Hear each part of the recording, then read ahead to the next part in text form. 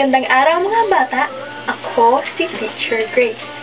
Bago ang lahat, tayo muna ay manalangin sa ngalan ng Ama, Anak, Espiritu Santo. Amen.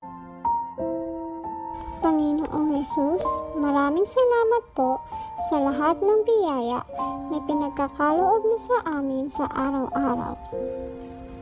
Salamat po sa araw na ito na kami po ay muling nagkaroon ng pagkakataon upang matuto. Bigyan niyo po ng lakas ang aming mga guro na silang maghahatid sa amin ng mga kaalaman. At nawa po ay tulungan niyo kami ng aking mga kamag-aral na maunawaan ng mabuti ang aralin ngayon. Patuloy po kayong maghari sa aming mga buhay. Ito po ang aming panalangin. Amen. Muli, magandang araw mga bata, ikinagagalak kong makita kayong lahat. Ngayon, maaari niyo bang pulutin ang mga basurang nakalat sa iyong paligid? Maaari na kayong umupo. Bago ang lahat, i-check ko muna kung sino ang lumiban at pumasok sa klase natin ngayon.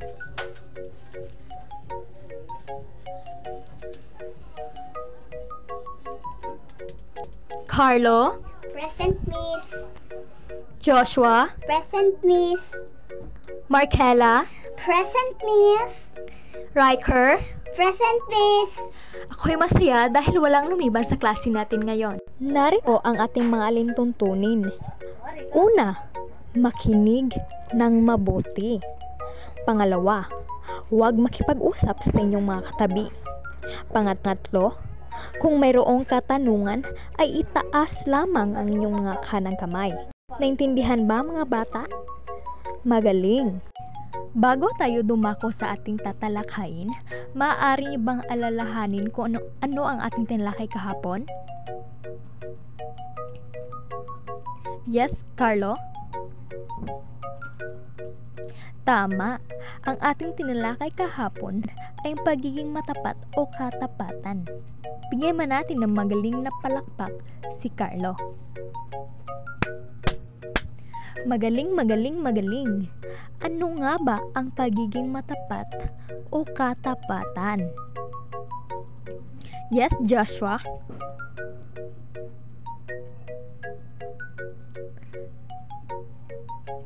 Tama. Ang pagiging matapat o katapatan ay ang pagsasabi ng tahas na katotohanan. Bigyan naman natin ng magaling na palakpak si Joshua.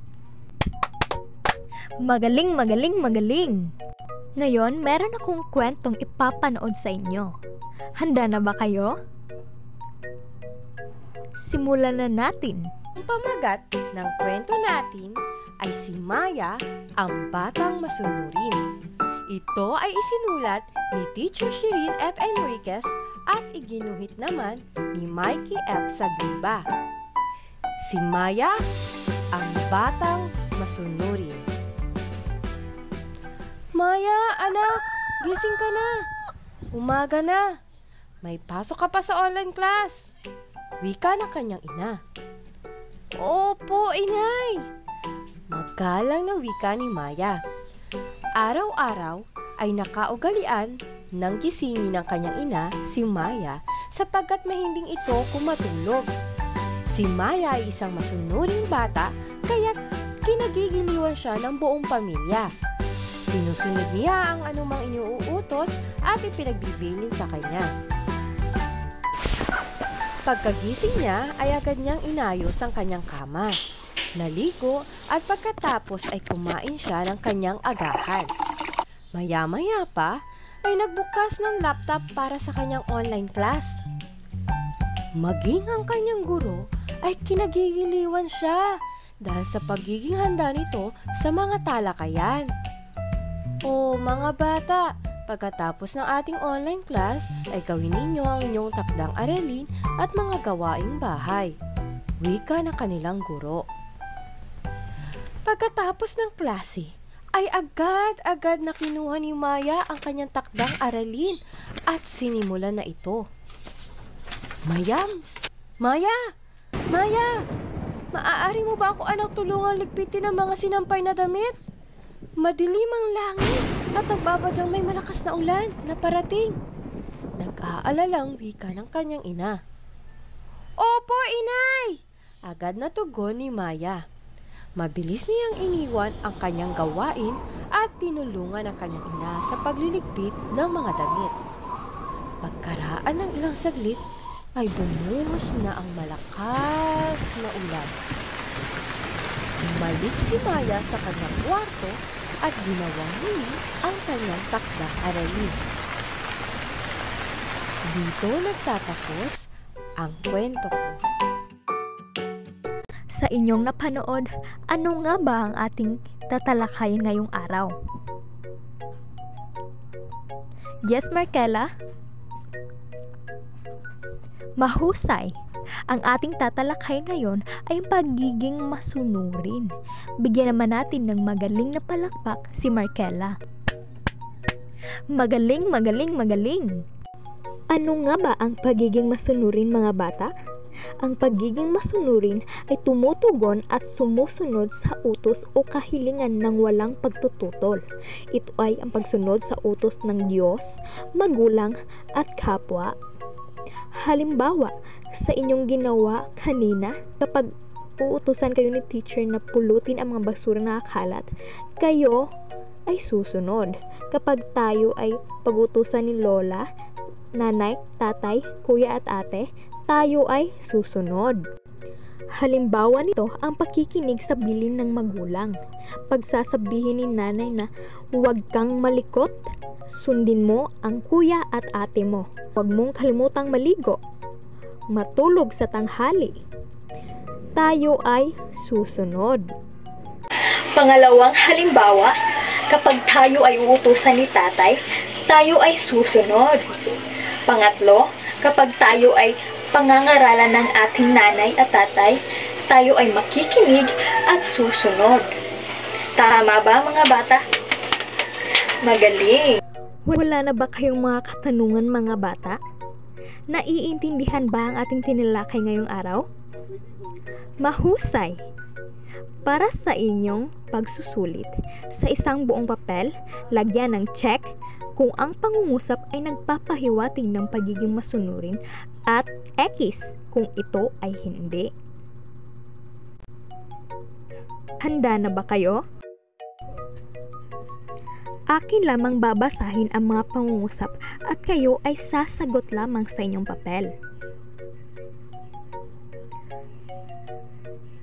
Maaari na ba tayong magsimula?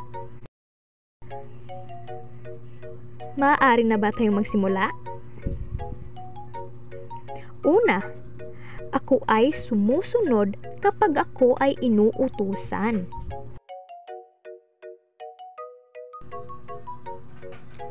Tapos na ba? Pangalawa, sinusunod ko ang mga payo ng aking mga magulang.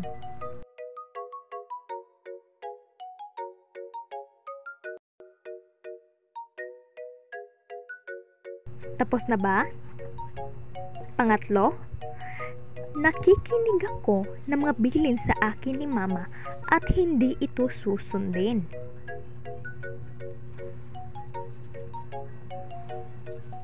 Tapos na ba?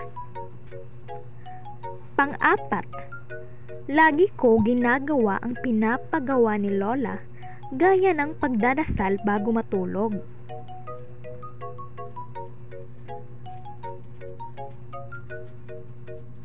Tapos na ba? At pang-lima, ako ay magbingi-bingihan.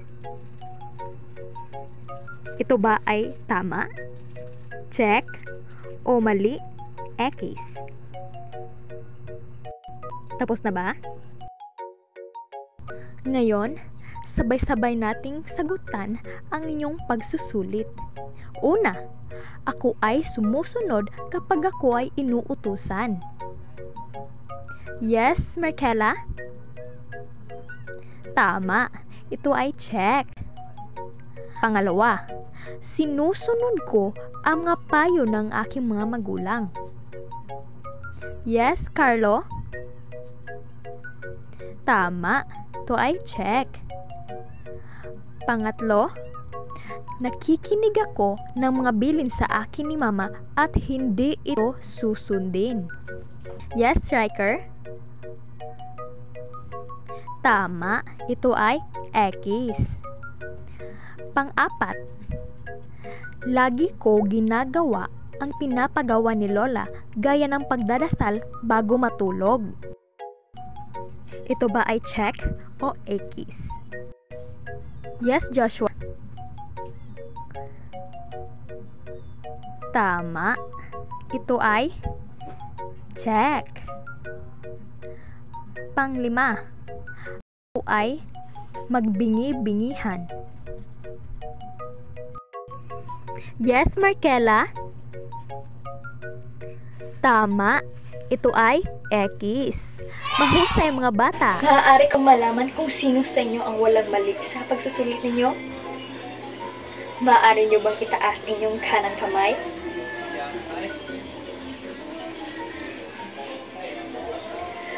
Ako ay masaya dahil lahat kayo ay naiintindihan talaga ang ating sinalakay ngayong araw. Maaari ba nating palakpan ang ating mga sarili? Ang galing mga bata, mahusay! Para sa inyong takdang aralin, sa inyong kwaderno, magbigay ng 5 halimbawang naglalarawan ng pagiging masunurin. Ito ay naglalaman ng 10 puntos. Maaari nyo itong ipasa bukas. At dito, nagtatapos ang ating diskusyon. Maraming salamat sa pakikinig mga bata. Paalam!